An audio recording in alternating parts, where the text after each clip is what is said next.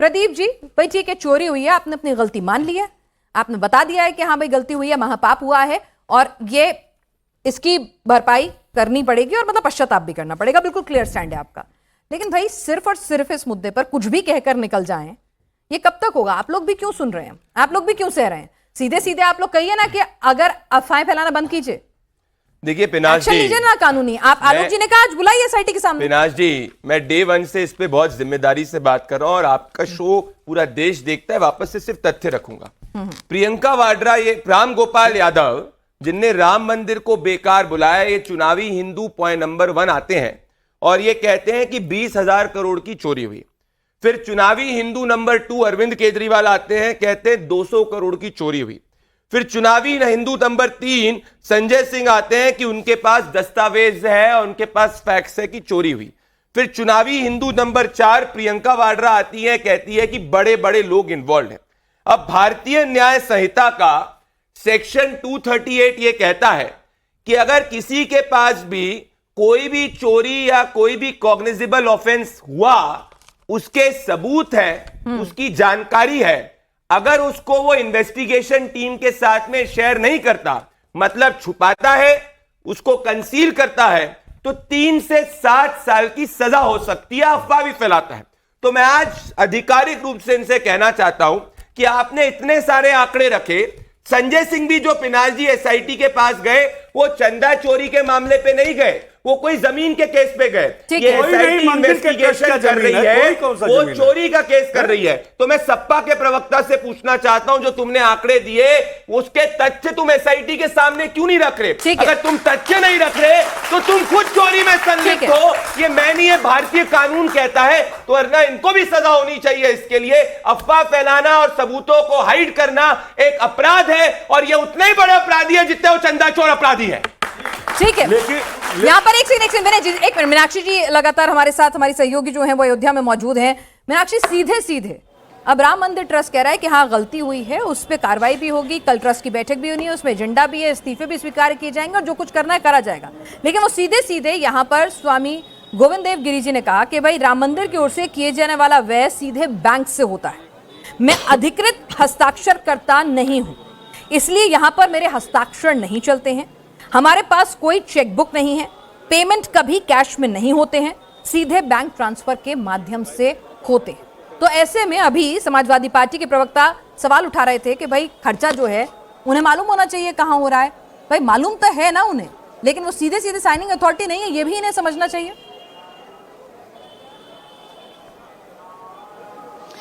देखिए, 3 हिस्से में इस पूरी बात को समझिए।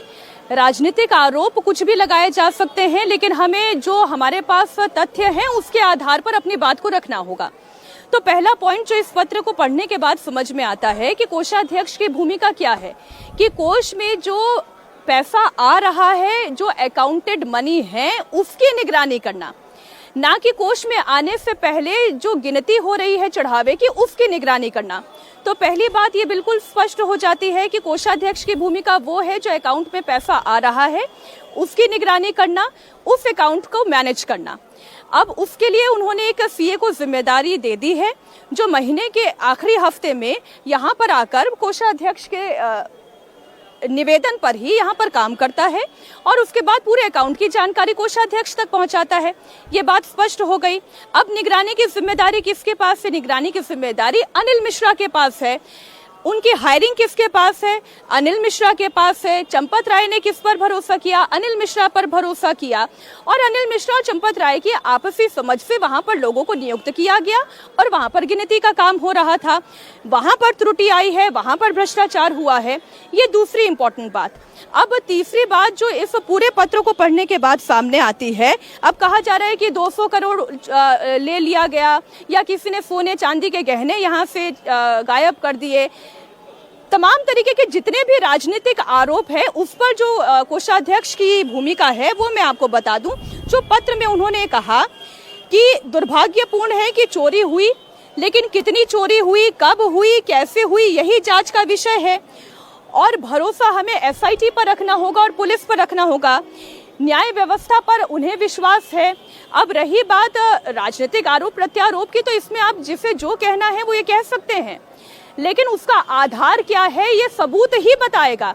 यदि राजनीतिक पार्टियों के पास इसका सबूत है तो वो सबूत सामने रखे, और यदि सबूत नहीं है, ऐसा उनकी आशंका है, तो आशंका का निवारण भी एसआईटी कर सकती है और पुलिस कर सकती है, क्योंकि 45 दिनों का ही कैमरा रिकॉर्ड है। उससे पहले क्या हुआ ये तो रिकॉर्डेड ही नहीं है। जी। तो कोषाध्यक्ष की जो भूमिका है वो अकाउंटेड मनी की निगरानी की भूमिका है, ना कि अकाउंटेड मनी के बाहर क्या हो रहा है उसकी भूमिका। और ये बात बिल्कुल साफ है कि यहाँ पे चेकबुक सिस्टम नहीं है। यहाँ पर जो भी खर्च होता है वो डायरेक्ट बैंक ट्रांसफर होता है और वहीं से सारा खर्च होता है, तो वो भी ऑलरेडी अकाउंटेड है और ये एसआईटी के पास उपलब्ध है, ये पुलिस के पास उपलब्ध है, वो इसकी जांच कर सकती है। राजकुमार रंजन जी, सीधे सीधे बात है ना कि भाई आप सभी को एक ही चश्मे से देखना शुरू कर दें, और दूसरा आप भी समझते हैं तमाम जिम्मेदारी के साथ कि देश के कण कण में राम है, ये लोगों की आस्था से जुड़ा हुआ मुद्दा है। तो ऐसे में अफवाहें फैलाना, किसी के भी नाम को घसीट लेना, जो कि एक मर्यादित संत है, बिना जाने कि उसकी भूमिका क्या है क्या नहीं है, उसका कितना डे टू डे चीजों में रोल है, ये कहां तक सही है? क्योंकि अभी आप समझिए, जो मीनाक्षी ने भी कहा और जो उस पूरे लेटर में भी समझ में आ रहा है कि भाई स्वामी गोविंद देव गिरी जी की जो भूमिका है, जो कोषाध्यक्ष हैं, कई लोग कह रहे थे ना उनसे क्यों नहीं सवाल पूछ रहे, उन पर क्यों नहीं, भाई उनकी भूमिका तब आती है जो बैंक में जमा पैसा है। अब बैंक में पैसा ही कम जमा हुआ, ये उनकी जिम्मेदारी नहीं है। तो बैंक में जमा पैसा कहां कैसे खर्चा गया उसका हिसाब किताब रखना, कि कोई गलत जगह ना गया हो, ये उनकी जिम्मेदारी है, जिसका उन्होंने कहा मेरे पास पूरा हिसाब है। तो इस तरह की अफवाहें फैलाना, हर एक शख्स का नाम घसीट लेना और एसआईटी तक का इंतजार ना करना, ये कहां तक सही है? कैसी जिम्मेदारी वाली राजनीति की जा रही है? पिनाक जी देखिए, यह आध्यात्मिक बातें हैं, धर्म से जुड़ी हुई बातें हैं, और लंबे अरसे तक यह लगातार संघर्ष हुआ, उसका परिणाम है कि मंदिर बना वहाँ। सवाल इससे इतर है कि सत्ता में जो लोग हैं, स्टेट जिनके कब्जे में है, जो सरकारें हैं बीजेपी की है, देश में राष्ट्र में बीजेपी की सरकार है, ट्रस्ट में प्रधानमंत्री कार्यालय सम्मिलित है, ट्रस्ट जिस तरह से बनाए गए होल्ड ऑन, मैंने आज कहा ना, मेरा पूरा शो आज इसी बात पे है कि अफवाह नहीं होगी, कोई गलत फैक्ट नहीं आएगा। बात नहीं है पिनाक जी, सुनिए पिनाक जी, मूलभूत प्रश्नों पर जाना होगा पहले, तब निर्णय होगा। You can just walk away with any statement. Rajkumar Ranjan ji सुनिए, सुप्रीम कोर्ट ने कहा कि पीएमओ, और इररेस्पेक्टिव उस वक्त जो भी पीएमओ में होता, ठीक है, BJP, Congress, Samajwadi party, RLD, supreme court का निर्देश था कि पीएमओ, ठीक है, पीएमओ ट्रस्ट के लोग जो है वो डिसाइड करेगा, ट्रस्ट बनाएगा। तो ये मत कहिए कि अपनी मर्जी से अपने आप किया गया। चलिए आगे बोलिए। अपने आप नहीं किया गया, हाँ अपने आगे बोलिए। लेकिन गैर बराबरी ट्रस्ट में ही है, एक अलग प्रश्न है।